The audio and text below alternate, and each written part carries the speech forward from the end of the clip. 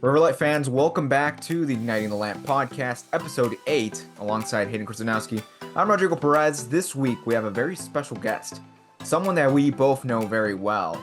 Lead broadcaster Cody Roskins joins us, and like we did for the women last week, we'll go over some of the recent matches that the men played, and take some time to reflect on their season as a whole.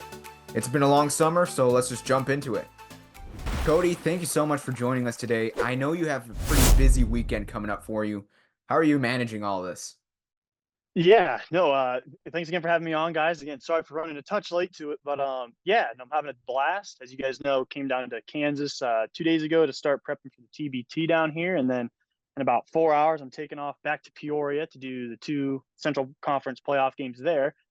I'll be back in Kansas for the next 2 days after that, and then the quarterfinal game in Peoria on the 22nd, I think, and then I'm coming back to Kansas for the 7 days after that. So I'm bouncing back and forth, but excited to be with A man who just never sleeps. I don't know how you do it, Cody, but you. before we before we move on, let's talk a little bit about Riverlight. Riverlight outlasted a Chicago Dutch Lions side that looked to cause some trouble in the closing stages of the schedule. Defeating the Lions 3-1, Riverlight winger Max Vieira was instrumental in securing the Lights' sixth victory of the season with his involvement in all three goals. Hayden, what were some of your takeaways? I think the biggest takeaway was there was a bit of beef before the Dutch Lions game. I don't want to go too much into it because there were some words shared that I'm not allowed to say because I'm trying to keep this as PG as possible. Um, a lot of back and forth, like saying, "Hey, this was our time to shine. We're showing which team is better in Aurora," and it was very blatantly obvious which one was. Now there's a bit of bias in saying that, but the Dutch Lions had a couple opportunities. They ended up really kind of just putting us to the sword earlier on, but coming away with a victory and what was a really meaningful one. It was Blaine Maybe and then Michael Rossi just bang, bang, bang goals, really putting the Dutch Lions to the sword and really capping off what was a really impeccable year for the Riverlight. Max Vieira in this game and obviously throughout the season has been such an integral part of this Riverlight side. Cody, did you have anyone else who kind of had a big impact in this one? Yeah, kind of throughout the course of the season, there was two guys that I really took a keen into. Especially you could tell first as a table setter. Usually when teams go on the road, sometimes your better players have to end up staying back either for rotational reasons for your roster or just wanting to get a mix. But uh, Mark Gondo was one of the best that I thought really brought a presence. Very physical, top of the formation. Hayden and I saw it a number of times. Anytime he could get walled up, either on a center back or a fullback, and could either pivot or distribute. Not to make a mention of it, but he has enough speed to try and go past those guys as well, and really put a chance on goal and ask some questions. I thought he was really good, and I thought you could see in some games they missed him more than others. I thought, for instance, when Hayden and Riverlight came down to Peoria for that road game, not that Riverlight struggled much to move the ball, but you could just tell that last kind of moment or two that he kind of capitalizes on and brings to the table quite a bit. He was something that at times they would kind of play the ball to as if he was there, but perhaps it was somebody else in his spot, or maybe somebody was playing a little out of position, and that was kind of the determining factor in a couple of those attacks. And who knows? Again, they finished just outside the playoff bubble this year. You snag a goal here and there. I looked to the two games against St. Charles where they got two draws. I mean, you're missing out on some big points there, especially after they had a 2-goal lead up at Aurora, and then they came back late against St. Charles down at their place. Those were two games I really looked to that they could have had that one more clinical finish. That would have been kind of the place to be. Of course, and Hayden, we were actually there at this one against the Chicago Dutch Lions.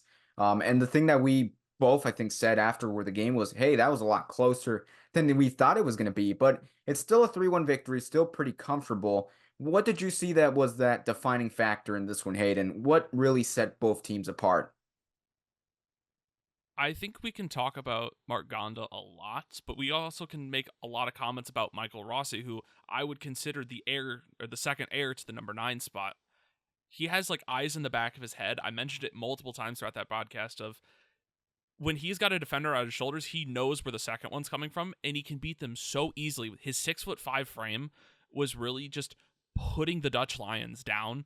Now, one of them was off a set piece that was really well crafted, at least on the training ground, because that's one of the things that you kind of just see of It may work, probably won't, but it did absolute wonders against the Dutch Lions. Max Vieira just teed it up for Rossi, took a touch, powered it home on the left-hand side, and that was goal number 3, and Riverlight looked to be easy sailing, but I don't know, that second half, they pulled Michael Rossi off, and all of this just momentum got completely sucked out of it, and it was just, how will they adapt to this quick transition? How can Riverlight continue to hold their shape as the Dutch Lions were just pounding home every single shot and really made Alex Flowers' day in goal just a living nightmare? Yeah, I'm glad you mentioned that second half. And I think a quote comes back to me when you talk about that, and it's the bend but don't break. And I think we've seen Riverlight be in that situation a couple of times this season where they're haven't been playing the best second halves, but they're still able to get those results. How do you get that? You guys obviously played soccer for quite a while. What comes down to that? Whichever one wants to respond I'm like, first. Yeah, I'm trying to think of go something, ahead. but No, I guess I'll swing it first. I can lean on Hayden a little bit more because he's my go-to guy. I always introduce him as the former goaltender, and so he's my usual lean-to onto that. But just watching from a distance, I mean, second halves, whether they were good or bad, were the theme of the year for Riverlight FC, whether it was the girls or the guys. And I think you could really tell in certain instances where it was difference between home and away was factor number one, but also you could kind of tell if there was an unfortunate card in the first half that really kind of forced Riverlight to change what they were trying to do. Maybe it would shift to a back five and move the outside positions as wingers forward. That really kind of shifted how they would play some of their second halves. And the one that comes biggest to mind, not to get in the knock on St. Charles game, but I mean, Hayden, we were calling that game. It was 2-0. It looked like Riverlight was going to cruise through. We were saying in the pregame, that people weren't going to be real believers in St. Charles until they proved it. Well, and they went up there and they just about stole all 3 points at the very end, had it not been for just a miraculous goal in like the 94th minute or something like that. But those are kind of the things I've touched on. And to me, it's not necessarily like the players are doing anything wrong. It's just you're playing usually with a bunch of guys you haven't seen before. It's a different feel of stuff. And a lot of it is just luck of the draw in the second half. How aggressive is your opponent? Are you going to play like a Des Moines where they're pressing you for 90 odd minutes? Are you going to play a team that likes to sit back a little bit, maybe like a Sueño? And so that's kind of where I lean on it. It's just coming from those two factors, whether you're a home away and just kind of the bodies you have there. Because USL 2 is so different compared to other leagues for, like we were saying, just not a clear cut roster of who you're going to be with every day, and not even a spot you're going to be on. I mean, we saw Michael Rossi shift around a ton. We saw Gondo shift around a ton, and we saw a ton of goaltenders swapping in and out throughout the season. So your back line's always constantly adjusting. That's at least where I pin it on to. But you can look at this a lot of different ways. I think there's one game that really highlights that definition of bend don't break, and that's Peoria City when Riverlight traveled down there. The roster, I was looking at it, I traveled with the team, I'm like, I can't tell you how many games these guys have under their belts just as a unit. So I knew going into it was going to be a tough one. Michael Rossi opened the scoring, I believe it was in like the 20th minute or so, and I'm like, okay, we've got something under our belt. How are we going to adjust? In the next 25 minutes, I was biting my nails the whole time. I was so close that I wasn't totally sure. And then the second half came around, and it was bang, bang. It was Persenico and I think Kulai just really shifting the weight of Riverlight. And unfortunately, they were just trying to hold on to that one goal advantage. They had a couple opportunities that really should have gone in, but unfortunately, it was Sammy Slimmy just appeared out of nowhere and became the next hand of God. It was like, I really could not describe to you what happened that day because of how chaotic it was. But that was where that mentality shift had to come in. Now, it did help. They went on and won they won 4 out of their last 6 games, including the international friendly. So you have a lot of shifting opinion here, but the bend don't break mentality, I think that's where it really came in, like, hey, lock in. It just didn't happen. So I can tell you that's going to be a point of focus, at least going into next season. Yeah, we've seen, with USL League Two, with the Heartland Division, you get you never really know what you're going to get in terms of the players, in terms of the teams. It's always something different, and it's hard to plan for something like that. But moving on from one Chicago team to another, let's talk about Chicago City. The final game for Riverlight ended their season with a 2-1 victory over Chicago City as Logan Finnegan added another brace to his collection at Spartan Athletic Park. Hayden, you were there for both editions of this rivalry. How did both games differ? The away leg felt so much more needed. It felt so much more warranted. You can feel after the first goal went in, everybody wearing a Riverlight shirt in that stance went absolutely ballistic. We're like, okay, we've got one. Second one went in. We went even more ballistic. It's like, yes, put the final nail in that coffin. And I think that was really just the big catalyst to finish out the rest of their season. It was Nick Fernandez who scored a wonderful goal, and then Logan Finnegan with a brace himself. I think he's one player of the match the most out of, I'd like to say, every single Riverlight player across both teams this past season. He was just on top of everything. And that away leg, everybody was beaming ear to ear. If you don't remember, I know, Rodrigo, you and I talked about it a little bit. Head coach Charles Latshaw, our owner Chad Suika, and then our general manager Heather Bickerton all came from Chicago City. So there was already a little bit of history there, a little bit of beef, and that got squashed super quickly. 3-1 away at home, and then 3-1 away, and then at home a brace from Logan Finnegan, one in each half. It felt good. You can tell everybody's like, yes, we got that one under the belt. It was a really needed time to almost get that quote-unquote revenge, get those 5 goals, and really just say, hey, this is why this club was made. This is why we came to existence. A, to beat you, but B, for the players. I couldn't have said it any better. And after that Chicago Dutch Lions games, it truly felt like, hey, these games against these more local opponents, more Chicagoland-based opponents, these feel different. They're not exactly the same as, when, I don't know, Sueño comes to town, even though they're kind of Chicago-based. They're Joliet-based, I guess. But those games feel different. And Cody, Hayden's mentioned it a little bit now, but we've talked about the importance of this game, not just to the players, but the front office, coaching staff. It certainly makes for one of Heartland Division's most interesting games of the season. Is that true?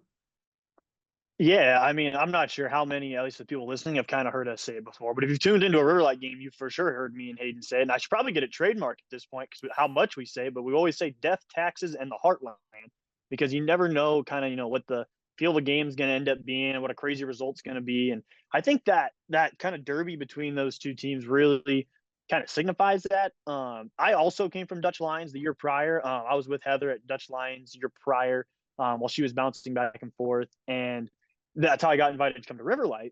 But I could tell you, like, especially when you're sharing the same stadium as somebody, it's like you don't want to ever feel like it's not your building, right? And so it was big for them to go in, get big points against the Dutch Lions from time to time.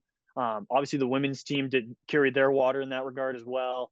But I remember, and you could kind of even feel it with the home leg against Chicago City, that Riverlight ended up having a sour taste in their mouth from. It was a tough one at the end. They had Chicago City had, I can't remember her name off the top of my head, but Hayden, maybe you could help me. But they had one of the youth national team prospect goaltenders in for Chicago City. And you and I were talking before the game, is you're only going to get one passer, so you can't give up one late.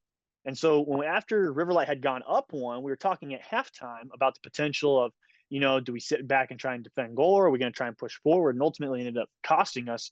You guys can come in, no worries. Don't worry, my TBT friends are coming in to say hi. No worries. But that was really the big point of that. It just you could tell it definitely meant more, and especially after, again, I'm not going to speak on the fallout that happened between the staffs, but that kind of signified just how much intensity there was to have every point that season, and to miss out on some there. I think it was really more valued in the wins afterwards because it kind of validated the fact that, all right, we are better. Hayden, obviously football, soccer, there's a lot of rivalries out there. Barcelona, Real Madrid, Manchester City, Manchester United, those big rivalries that bleed into the fans. Do you think something like this could bleed into the Riverlight fan base? I'm hoping so. Genuinely, this would be such a cool thing to have. And I think that was one of the biggest things that just stuck with me for the entirety of the season, is that, yes, we have fans coming out, but at the same time, it's like, how many more can we get out here? That was always my big question mark of, I think we can definitely get more fans out here. And for me, knowing that, again, this team can become something absolutely special. I'm currently trying to pull up the goalkeeper that Chicago City had on the day because now it's on the top of my head. Vapensky. Molly Vapensky. That was the name. Really, just having these fans come out And, we got a couple chants going, I think once or twice.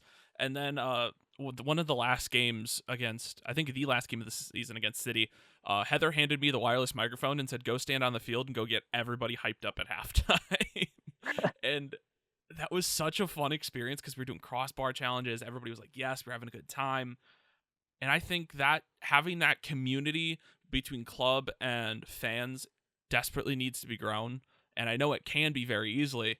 Who's going to be that first person to make that step up, create, correct me if I'm wrong, Cody, the Peoria has the 309? Yeah, so the 309's Peoria's fan section that's like their supporter group in the back end. That's why I think if Riverlight started to kind of jump on that train, found a couple supporters that are like, yes, we want to do this. We've wanted to do this for a while. Let's jump on that. Let's start building that connection, that, big fan group going. Riverlight could really become something special in Aurora.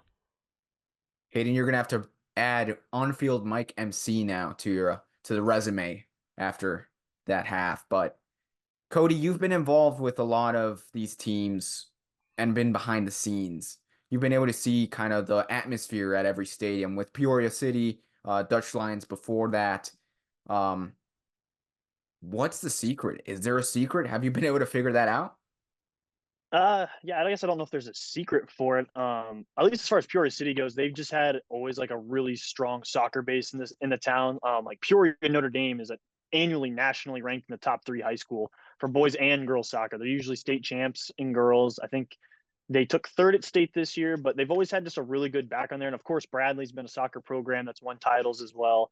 So a lot of those guys are able to stick around that have graduated looking just for some playing time. And that has a lot of community draw to it. So I definitely think that, like, as far as Peoria goes, that's what they have going for them. If you look at a team like Aurora, where, or I guess any one of the 3 teams in Aurora, Riverlight specifically, they have a chance to do something really cool where it's like, if you're that first team to kind of gather that momentum, not only does that help you in terms of fan acquisition, but it helps you in player talent, because there's definitely like no secret that, sometimes with a lot of teams in a small area like that, you could be stretched for talent sometimes, because you're sharing a small or a pool with more teams, where Peoria's got essentially all of Central Illinois down to St. Charles, Missouri, where they could recruit from. But in that regard, to kind of answer your question, I would really like to see, like Hayden said, for Riverlight to start that kind of fan section in the back. I definitely think they have the potential to do it. Rome wasn't built in a day, and so you're not going to have a 4,000 person fan section back there. But I definitely think they have the potential to do it, especially in a strong like soccer market, like a suburb of Chicago, where you're not having to battle downtown Chicago traffic like you're trying to go to a Fire game or anything like that. It's a real possibility, and I wouldn't be surprised if in the next year or so they're pushing Peoria for one of the top attendance marks in the USL too, because I think this year Peoria finished just a change over maybe 1,200 or so for a home game, and Riverlight has every opportunity to be just as good in that department. Yeah, I've been able to talk to a couple people within Peoria City, written some pieces on them before in the past. And the biggest thing that they've gotten to tell me about how the whole 309 kind of came apart is it happened organically. And Mm-hmm. that's how you build a culture. Because a team and the front office can do as much as they want to try to build something like that. But if the people involved in the community aren't rallying behind the team, it's really hard to have something like the 309 and continue it throughout the season and, have it grow even further. Yeah, and kind of touching again on that, Peoria City got really fortunate in their first year. They were in a kind of a weird division. They were technically in the deep north, but they qualified for the playoffs their first year. And so I think that also kind of carried some momentum and some weight with it. Now, Riverlight essentially did qualify for the playoffs. If they were in any other division, probably in the Central Conference, they would have had a stronger than a puncher's chance to make it. But when you're in a division with Des Moines, who's almost absurd to get locked up one, you essentially got 4 teams fighting for that last spot, and they were just on the cutoff line. But yeah, it's a mixture of obviously success. I think having a lot of local talent helps. I know Aurora did have some; they have a lot of Chicago talent, but that's where that kind of all starts. Yeah, I'm glad you mentioned Heartland Division and the difficulty overall of that division. And just moving on into more of a season recap, a reflection on the season for Riverlight. They finished in 3rd place. Lights ended their campaign with 7 wins, 24 points, beat the eventual champion and Heartland Division powerhouse Des Moines Menace, as we've already mentioned, and went 6 for 6 against Chicagoland opposition. Hayden, your first thoughts on the season as a whole? Before I jump into just my general thoughts, I spoke to head coach Charles Latshaw for a couple minutes before I headed out for the final time and said, hey, it's been a great season. This is his lowest point total since he's been coaching here, not only in the Heartland, but in USL League Two. 24 points, and that's still not something to scoff at. He was really down on himself, and he said, I've never not made the playoffs with this men's team. This is weird to me. And I'm like, that's a fair point, but man, putting that into perspective of 24 points, Cody mentioned, probably could have made the playoffs in any other division, and you don't make it. And he's like, I'm frustrated with that. I'm like, I love that coach's mentality. It's a big kind of like mental pain, but at the same time, you're going back and forth and you're saying, hey, I know I can do better. How can we do better? Let's make that happen next season. Let's make sure we make the playoffs. But overall, correct, the record looks fantastic. 7 wins, 3 draws, 3 losses. Not great, especially considering one of those losses really just stung, that being the Peoria City game. Des Moines away, always a tough place to go, and a 4-1 loss, unfortunately, just not much you can really do about it. After I believe the second one went in, I just had my head in my hands, and I'm like, this is game, set, match here. But the draws against St. Charles really did hurt us at the end of the day. One of the big wins against Des Moines, that's great. Beating the Dutch Lions twice, beating City twice, beating Sueño twice. We had points where we needed them. Unfortunately, we just weren't able to go on and make that final push. But overall, very impressed with what I've seen in the opening season. It really makes me ask, how can they change and what can they adapt to make the second season even more successful? Cody, your first remarks? Yeah, I guess year one would obviously, it's a success. Now, how big of a success is kind of the question in play here, because Riverlight was carried in as one of the dark horses to obviously win the division this year. There was a couple articles that came out from the USL too that they were like, yeah, this is a roster that was built with one mission in mind, and that was to dethrone Des Moines. And now they did get them on their home leg, and as Hayden said, the away leg, obviously going to Des Moines is never an easy task. And I've always been a big proponent. It's when you get them. Obviously, as we saw, Peoria City played their game one, was able to get a draw out of it, which turned into be a massive because it dodged their 2-point cutoff. And Hayden and I had talked before the season about, because Hayden hadn't really been USL2 before, what kind of point total would it take to kind of flirt with the playoffs? And I had told him usually the rule of thumb is if you get 24, you're usually having a chance in. It's usually either you own a tiebreaker or you're looking to gather that tiebreaker late in the year. And they finished just off the mark of that.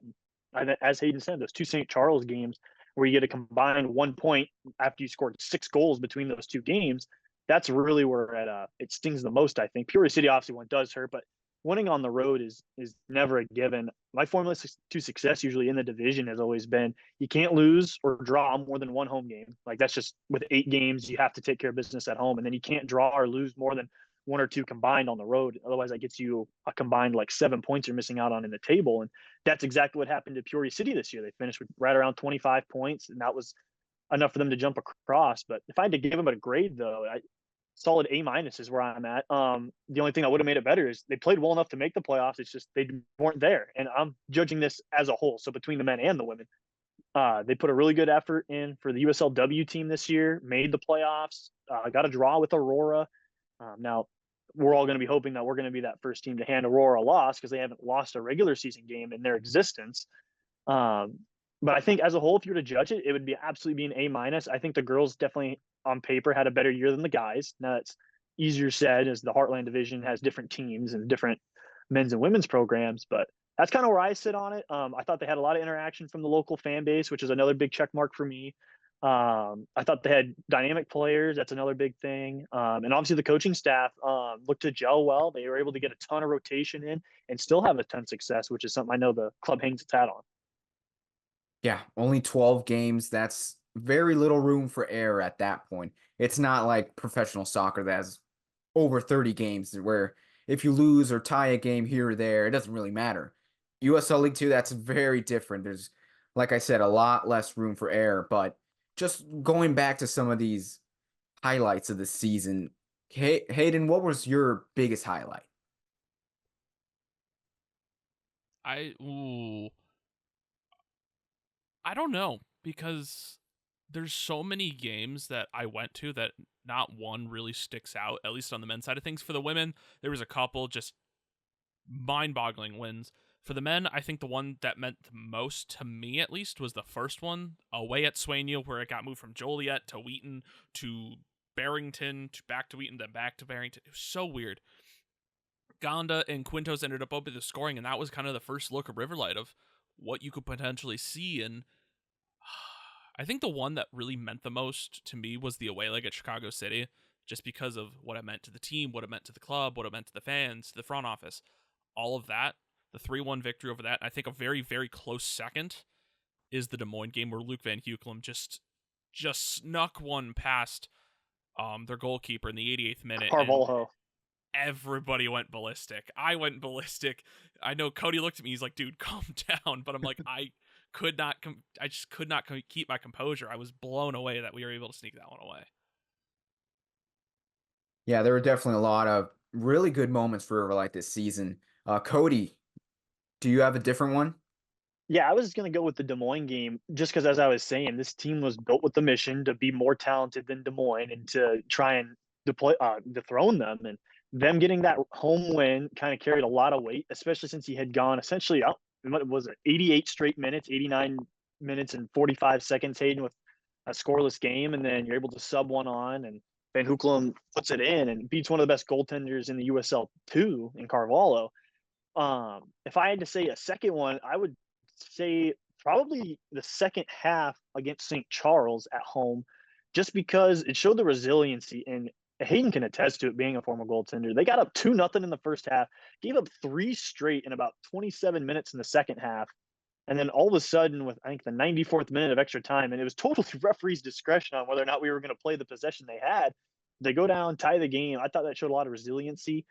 It salvaged big points for them, and it was without their A team. And so I thought that showed a lot of really great trust in the coaching staff to kind of adjust the bench as needed. And of course, the players did it without question. So that's kind of where I look at it.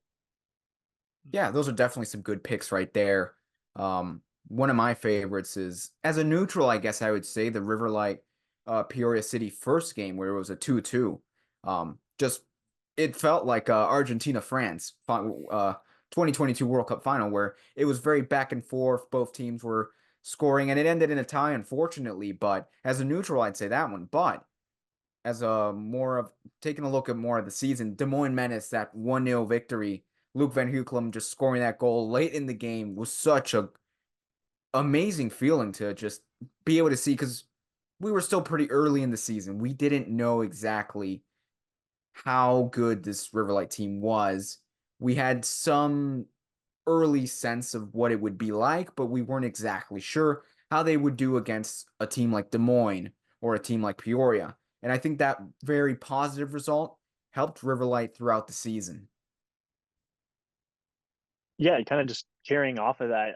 I agree with you, Rodrigo. It was kind of, again, that feeling where they kind of had arrived, but it was how long do you stay at the party? And obviously, at the end of the day, only 2 teams leave for the big party at the end of the season. But I think it really put them in the driver's seat. It kind of spurred that stretch that they had where they were able to run off draws against St. Charles, or able to starve out, like you said, a point against Peoria City. And that's what keeps you alive in the playoff race. And again, they did it without their A team for almost a third of the season. That middle portion of the year, Hayden and I were like, I don't know if I've ever heard of this guy on the roster. And going back to that Des Moines game, Van Hukelum was the first time we'd even called his name all season.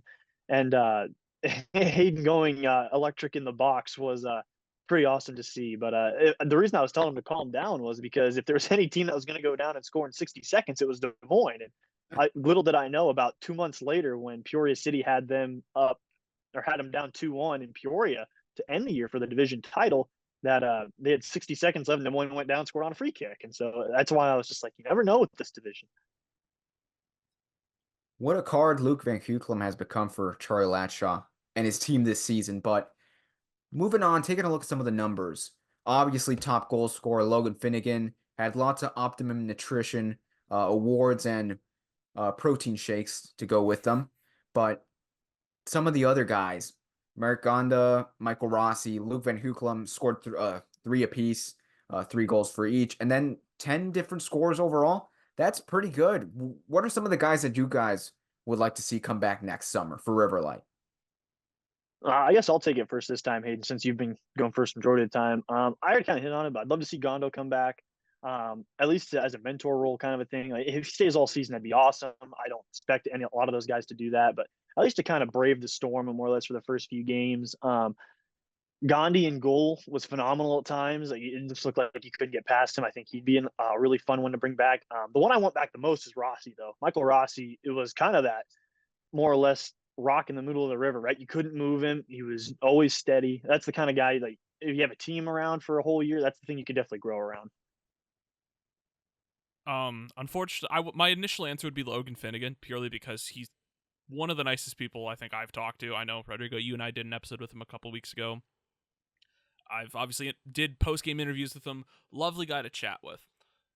Unfortunately, he's going to his 5th year at DePaul, so I don't believe he'll be coming back next summer. But Michael Rossi's one of my picks as well. I think another one that very underrated. I'm a big fan of defenders. You know, Cody's mentioned it.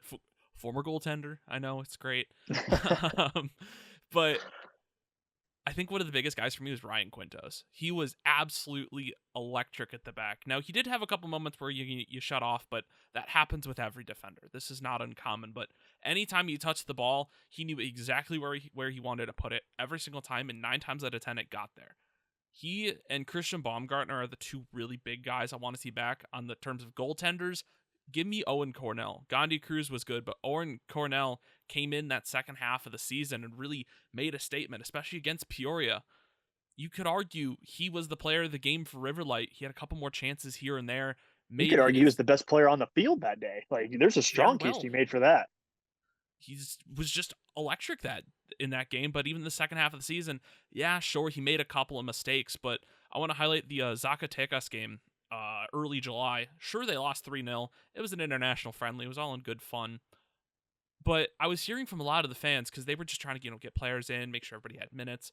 When they subbed off Owen Cornell, all the fans are like, why are you taking him off? He's easily the best player on the field. And I think that was enough for me just to be like, yeah, if there's anybody I want back this season, it's Owen Cornell, because he's just genuinely a good body, a good presence, and he is a really talented goalkeeper out of Notre Dame. This team, littered with talent, you really could bring back many of these guys, and I think you'd be okay. Yeah, a lot of really good picks right there, but now on to the $1 million question. How does Riverlight keep growing? How do they go past this season, take what they've learned from their first year, and apply it to their second year? What are some of those things that you would look at? Well, I'll let Hayden go first on this one. I'm going to have to think about that one. I was going to say, Mike, do you want to go? Because I got to think a little bit. Yeah, I'll take my best stab at it off the cuff. Okay. I think just, again, because Riverlight's in a similar boat as Peoria City. And it's, again, kind of a cop-out for me to say that because I do both their teams' games. But they're both young clubs. And the way Peoria had kind of gone about it, not that this is the route to do it for, is to find like 5 or 6 pieces that you are young enough, maybe sophomores, juniors. Usually freshmen don't get a ton of burn in the USL 2 off the bat, but try and find some pieces that you can bring back next year. That allows you to kind of solidify, not necessarily a starting 11, but kind of formulate where you'll need to do a little more looking at in terms of type of recruiting you're going to bring in. So I think it starts there. I think the second part is just growing the fan base. And now that's a lot easier said than done, but that's really what gets teams over the edge. And more often than not, gets you a chance to host in the first round of the playoffs. Because, again, I don't know if anybody saw, but it's kind of an eyebrow raiser. Des Moines won the Heartland division this year, but Peoria City's hosting. And so now Des Moines, despite being the 1 seed, has to go maybe play another road game at Peoria City, depending on what happens in the first round, which is not the end all be all. But as Hayden can attest, it's a lot easier to play at home than it is on the road. And so if that's the kind of thing you can do, and Spartan Athletic Park is just a phenomenal facility for those who haven't been, I encourage you to get out there. But that's the kind of stuff. It's really, anchoring down a few pieces, because not everybody comes back from year to year. It's in fact a large portion of the roster doesn't come back usually. So try and find those anywhere from 5 to 8 pieces, and then really just try and anchor home. Now that you've gotten a year one of good success out there, it's all about bringing in more fans, bringing in the fan base. That leads to more revenue generation that you throw back into the club, and it's just kind of a constant turnover in that regard. I echo most of what Cody's saying, although I do want to tack on the idea of building your brand more, not only online, but even in the community. One team that just absolutely screams their name in my head anytime I think, Aurora, Batavia type area, Kane County Cougars is the first team that comes to my mind. They're a really just hometown team. Everybody's aware of them in the area. if you can start building your brand, start taking a couple notes from them, focus a lot on your social media presence and continue just to build, have that personality online and showcase, hey, this is what we're about. We have a little bit of sass about us, but, we're not willing to go down swinging. That is, I think, where you can grow the biggest. And I do want to note, almost 11,000 followers on the Instagram account in the first year. Very impressive as a whole. I think Twitter sitting in close to about 1,400. Very, very good stuff regardless. Bringing back a lot of the big key pieces. I know a lot of players have already expressed interest in coming back next year. Just playing under head coach Charles Latshaw, just being, because he is genuinely a one-of-a-kind coach that he's real with you every single time. He's like, you're not playing well, dude. How can we get there? There's a lot of emotional connection attached to it. So you're going to see a lot of key players come back. You see the turnover from when he was at City to River Light. I'd say about 15, 20-ish players moved over to River Light with him. You're going to have that big turnover again of who's staying, who's quote-unquote retiring. This roster is going to look really strange next year, but I think that's what makes it so exciting. Yeah, we always just take a look at the on-field product, but off the field, that's also a big thing. And I think Riverlight has done a great job with that. They've had a lot of vendors outside, a lot of sponsorships as well, with a lot of great people around that area, that Aurora area. And I think that should be emulated next season and build upon. But yeah, like both of you guys said, there's a lot of stuff that I agree with. And yeah, we're just gonna have to wait and see how much this team grows in the next couple of seasons. But now that we're at the end of talking about Riverlight, final thoughts. We had first thoughts, final thoughts. Last little bit you guys want to talk about? Go ahead, Aiden. You got this one. I was about to say, I'll take the reins for the first bit. A lot of positivity. I think that was the general mindset going into the season of see where we land ourselves. You bring in a top quality USL 2 head coach. You're bringing in a great coaching staff, a lot of which have followed Charlie for the last 5-6 years. I found that out just very recently that one of our assistant coaches, Josh Clark, has been with them since 2018, 2019. We're talking pre-COVID. So you already have that connection built up. You're bringing in a lot of coaches from the local area. You had a couple of Aurora coaches giving in some input. You're pulling from everywhere. You already have a strong foundation. It's about how you can continue to build on it, how you can continue to shape what this image of this club you want to be. I know there's a lot of talks about the next 5 years, but in the end, you just have to look 1 year at a time of how can we continue to build this brand, build this club, and make this the best possible community for Aurora. And I'd say year one started off very strong. Really not sure how you're going to top it. Obviously, there's things you can do, but I like what I see. Definitely has me interested, and I'm going to keep an eye on the club for quite a long time. Yeah, I guess kind of piggybacking off what you had said, hey, and I was just kind of formulating my last thoughts there. But obviously, there's always the metrical goals, right? That people say you can do better. Well, you could have, strove for more points, made the playoff. That's an obvious one. But again, judging it from both sides as a whole, like the women maybe had the most knockout, like out of the park season that any expansion teams had in a long time for the USLW, maybe outside of Minnesota Aurora. And I think they've got a real chance to be something very special, especially since Aurora has applied to move up. There's a real chance that Riverlight could be the class of the division come next year and have a chance to host. I think that would be really spectacular to hit on a lot of the other goals we were saying earlier about growing the brand socially, more fans in the area, generating that interest up. So I think it's kind of like our national scene in the U.S. right now, where the women's, for the most part, set the tone for our soccer interest in the USA, because the men's team, unfortunately, just is what it is at this point in time. But I think that's kind of a model to look at. And then as it applies to the men's team, I guess thoughts as a whole where it comes down to like one sentence if you were right there, right? And it's kind of a microcosm and a microcosm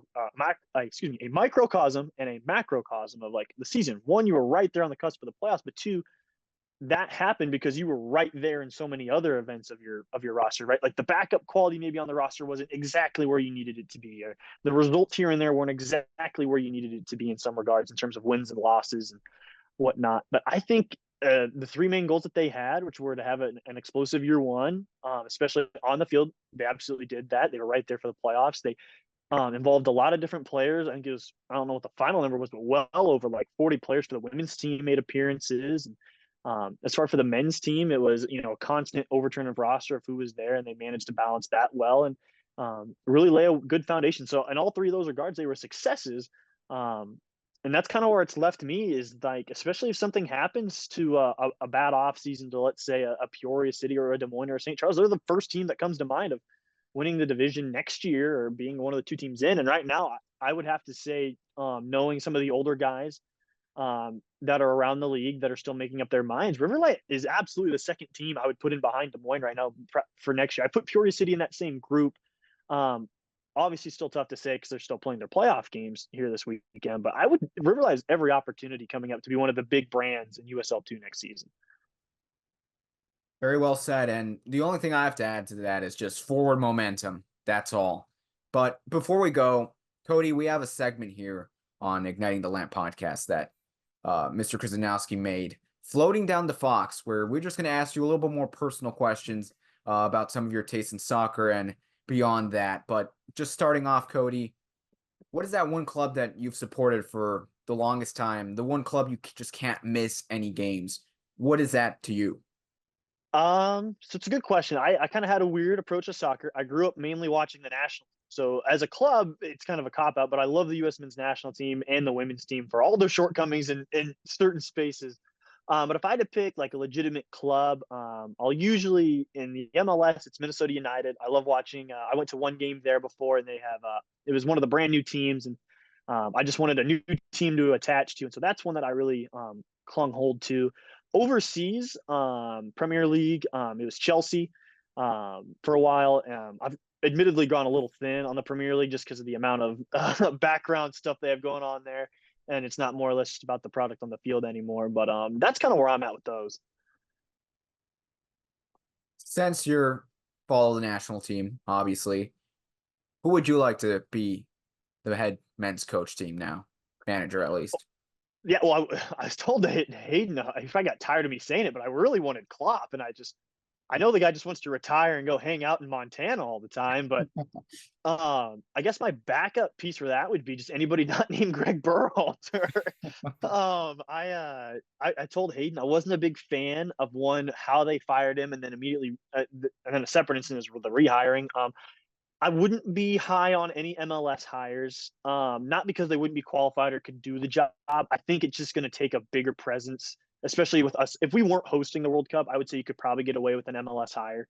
But with us, with this event being in our backyard and almost all of our main 11 being right in their prime, that 28, 29 to like 25-year-old range, I really think it's going to take a guy with a lot of juice. Now, who that is, it's kind of up in the air. I know we were looking at some of the France and Spain assistants from both the men's, women's sides of their programs to maybe come in.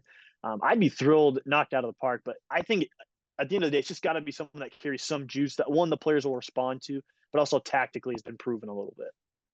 Well, as of right now, we've been hearing a lot of Patrick Vieira coming into that spot, having some negotiations already, but we'll see what happens. Like you said, it is a very important time for U.S. soccer to have some good on-field product and some good coaches in that coaching staff. Yeah, it'll be interesting. I know I'm really wanting to go to a game in Kansas City. It's the closest spot they'll play for me, at least. I'm not trying to go to Chicago or anything like that, or to Boston, Miami. But no, it'll be an interesting event. I think Copa America, even though the U.S. didn't technically host it, CONMEBOL did. I think that really kind of showed what an event like that can be like when we have it in 6 different spots across the U.S. at one time. There's going to be a lot of question marks, but I've been rolling my eyes every time I hear Patrick Vieira just being mentioned about the United States men's coach. I'm like, no, I'm sorry. He got fired from Crystal Palace. He just left his job at Strasbourg, I want to say in the last couple days.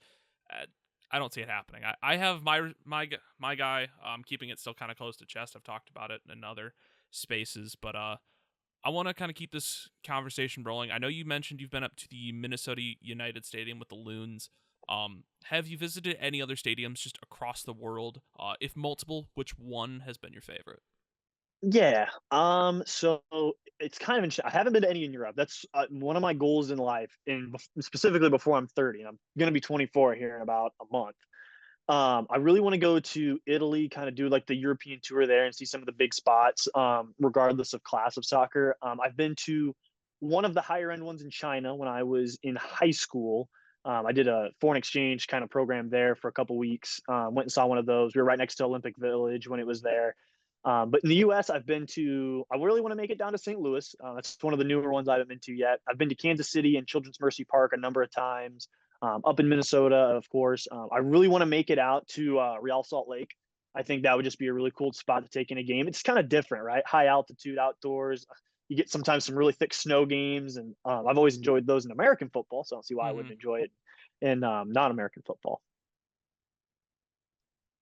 I got nothing on that. I also really want to visit Real Salt Lake because that one's just such a unique situation per se, but I really Yeah, I really do kind of like that mentality. Yeah, so many interesting stadiums around MLS, and yeah, hopefully you get to visit one of those European stadiums. That's certainly on my bucket list as well, but just looking past teams, looking more at individual players. Each player has each everyone has that athlete that they just idolize. Um, who has been yours, Cody?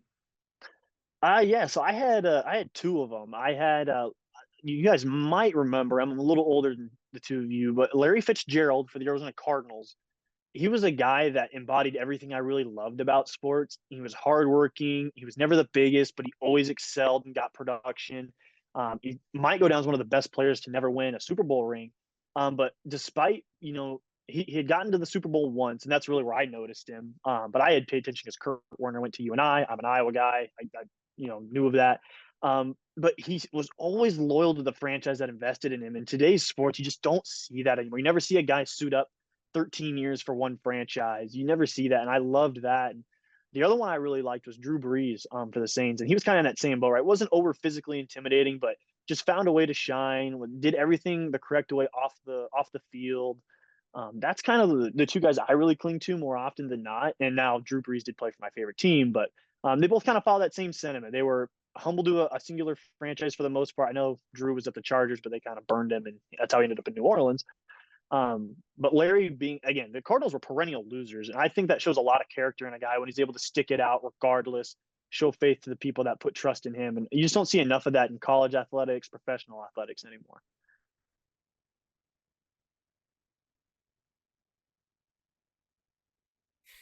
Sorry, I'm losing my train of thought here. I'm kind of sitting here like, ooh, hey, pretty butterfly. Really, Larry Fitzgerald is such a shout because I always forget he just played for the Cardinals his entire career, and he's like, oh yeah, he's just there. When you mention athletes that have never won a Super Bowl, Megatron comes to mind for me at least. But hey, to each their own. But one final question as we enter this flipping down the Fox segment. What is your favorite thing to do in your downtime that has no regards to sport? Ooh, okay. No, that's a good one. Yeah. So a lot of my life is sport, whether I'm calling games or at Bradley doing the SID work. But one thing is, I love to cook, and I'm a big movie guy. I don't know what the fan term for that is, but I'm always enjoying watching movies. In fact, there was a stretch of there with guys I was friends with during COVID. We would watch 100 new movies or 150 or whatever. It was like some over 100 movies before the end of the year, and we would kind of rate them all with each other. That was kind of our way of keeping in touch through COVID. And so I kind of always hung on to that. During COVID, I also taught myself to cook, and so I've kept that habit. Love doing that. Other than that, I grew up as a farm kid, and so being outside is always a fun time. Obviously, it's not as the same as being in the city where I live in Peoria right now. But those kind of the three things I really enjoy: fishing, spending time out at a lake or anything like that, cooking, and any variety of movies. I really enjoy as well. Is there any movie you're looking forward to, Cody? Twisters is on my horizon. It's the next one on my watch list. Yeah, I don't know why, but I got sucked into watching Anybody But With You the other day that has Glenn Powell in it. He's the male lead in Twisters, and so I'm all in on that one. I haven't gotten my tickets yet, just because this crazy weekend I've got coming up, but I will be very soon watching that. Yeah, that's definitely an exciting one to look out for. But one more just before we go is what's your favorite dish to cook? What is Cody Roskins cooking up? every day? Wow. Yeah. So I guess it kind of depends. If I'm doing like my barbecue or smoking meats, I'm a big ribs guy. I love ribs or smoked chicken or anything like that. I like to think I make a really good like smash burger or a pizza. But if I'm just sitting at the apartment and you ask me to make something, it's probably going to be something pizza related just because I like making my own dough. I like doing all the customization with the topping. Sometimes I'll look in the fridge, got some peppers, chop them up on there. I won't put pineapple. I'm a diehard. Keep pineapple off my pizza. That can't happen. But pizza for the most part is usually a go-to if I'm just chilling in the apartment. If I'm thinking something out though, it's really a barbecue or a pasta type dish. Fair play. I mean, I too agree with you. Pineapple does not belong on pizza, although I can say I've tried it. Wasn't awful, but I won't do it again. Ain't gonna happen with me. If it's on my pizza, I'm either ordering something else or I'm getting a new pizza. It's like the kid growing up, like when his applesauce touches something on his plate. Nope, take it back. Yeah, totally. Cody, it's been a pleasure talking to you again, and we appreciate you taking the time to sit down with us. We know you have a very busy couple of days coming up. It's already been busy this week for you, but yeah, thank you so much for just sitting down with us. No, thank you guys. Obviously, blast talking with you both, Rodrigo. Obviously, I've known you since you've been through Bradley. Hayden, obviously got to know this past year, and it's been a blast. Hopefully I'll see you guys both again next year. Whatever endeavors have in store for us in terms of what our next summer looks like, which is God knows a long ways away. But no, I'll be. If you guys ever need anything, obviously reach out. You guys are a blast to be around, and thanks for having me on.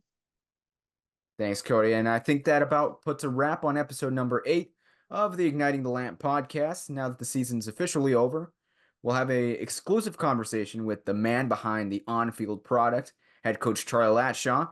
We were just working some of the systems to that here as we were getting ready for this episode, but he'll be joining us soon. We'll have that out soon as well. And we might even have a special episode with some of the other interns here at Riverlight.